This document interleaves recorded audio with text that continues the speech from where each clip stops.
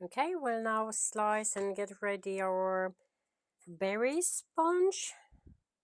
Just again going to trim 2 7-inch layers.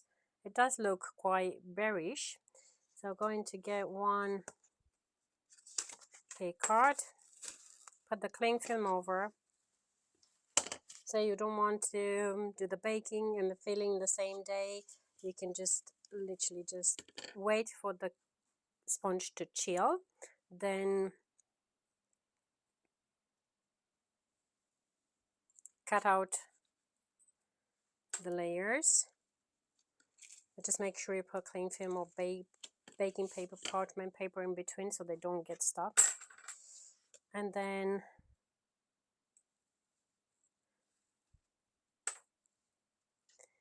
carry on with decorating if that's what you want to do. Okay, just going to push this a little bit further and just pop in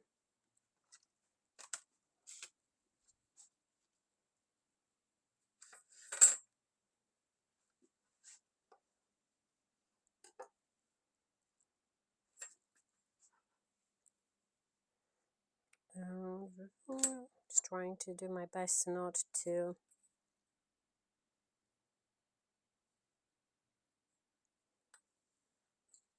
get those edges too loosely, so I'm just going to trim this bit, place it in here, and the same with this, because this is going to be set anyway onto with the help of an acetate paper.